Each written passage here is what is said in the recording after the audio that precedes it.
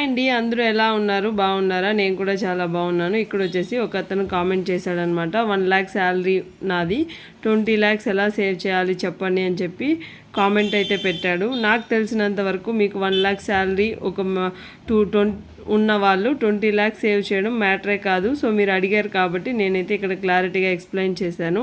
మీరు చెప్పింది కరెక్టో తప్పో నాకైతే తెలీదు. మీరు అడిగారు కాబట్టి నేనైతే క్లియర్గా ఎక్స్ప్లెయిన్ చేశాను.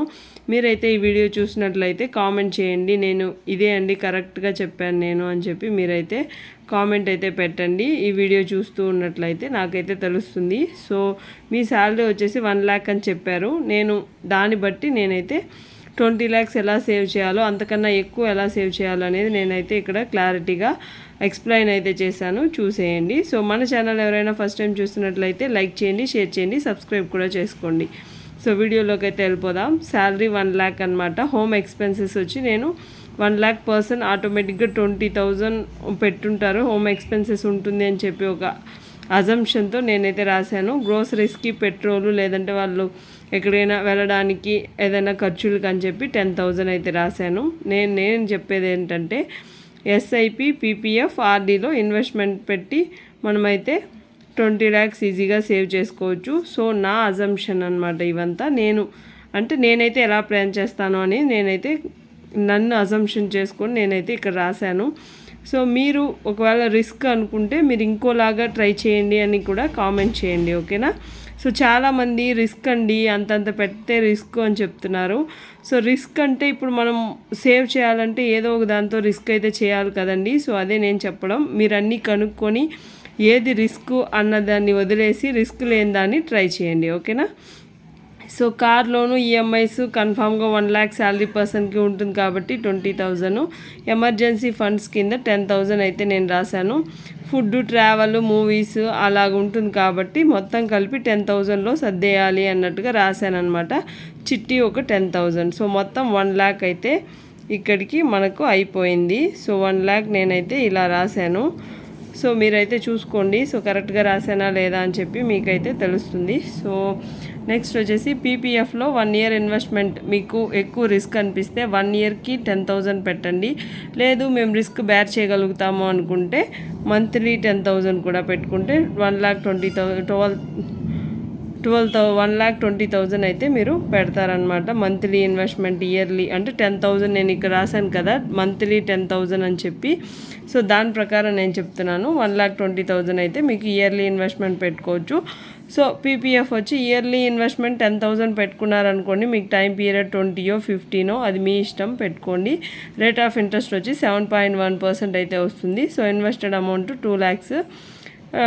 మీకు టోటల్ ఇంట్రెస్ట్తో కలిపి 2,43,886 రూపీస్ అయితే మీకు వస్తుంది. సో మా మెచ్యూరిటీ వాల్యూ వచ్చేసి మీకు 4,43,000 చేంజ్ అయితే వస్తుందన్నమాట.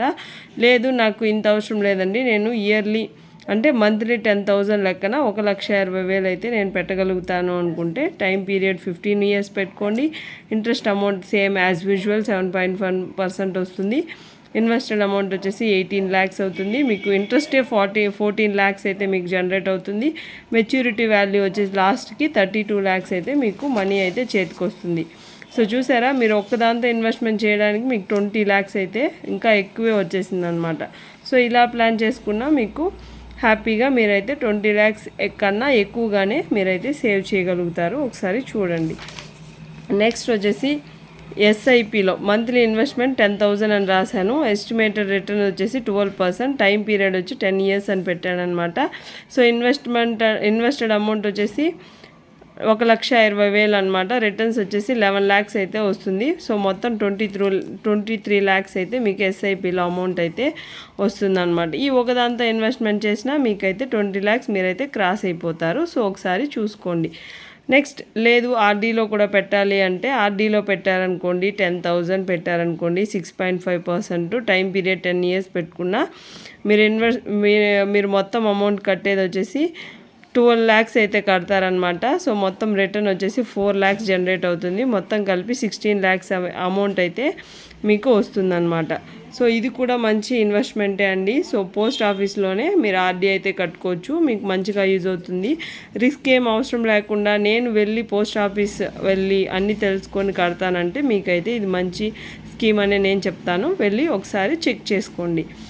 సో నెక్స్ట్ వచ్చేసి నేను టోటల్ క్యాలిక్యులేషన్తో ఇక్కడ నేను ఎంత అమౌంట్ అయితే వచ్చిందో పీపీఎఫ్లో కానీ ఎస్ఐపిలో కానీ ఆర్డీలో కానీ వచ్చిందో నేనైతే ఇక్కడ రాశాను. సో చిట్టీకి అది కాకుండా మీరు చిట్టీ కూడా కట్టుకోవచ్చు. 1 లక్ష జీతంతో మీరు ఎన్నైనా చేసుకోవచ్చు అనమాట. సో మంచిగా యూజ్ అవుతుందని చెప్పాను నేను. 10,000 కట్టారనుకోండి 24 months 2 yearsలో మీకు 2,40,000 అయితే వచ్చేస్తుంది అనమాట.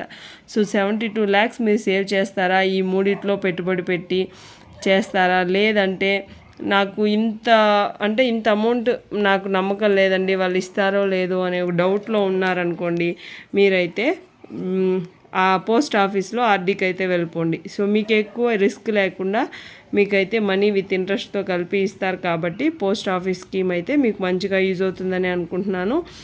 సో మీకు మాకు అంత రిస్క్ అయినా పర్వాలేదండి, మేమైతే ఇన్వెస్ట్మెంట్ పెట్టగలుగుతాము అంటే ఇలా చేసుకోండి. లక్షాధికారులు ఎప్పటికీ కోటీశ్వర్లు అవ్వాలనే ఫీల్ అవుతూ ఉంటారు. సో అలా అని మీరు కొంచెం రిస్క్ చేసి ఇలాంటి వాటిలో పెట్టుబడి పెట్టి మీరైతే అమౌంట్ని ఎక్స్ట్రా చేసుకుంటారా, లేదు మాకు చాలు నేను ఎక్కువ రిస్క్ చేయలేను అనుకున్న వాళ్ళకి మంత్లీ 10,000 అంటే 1,00,000 సంపాదించే వాళ్ళకి 10,000 మంత్లీ ఇన్వెస్ట్మెంట్ పెద్ద మ్యాటర్ ఏం కాదు.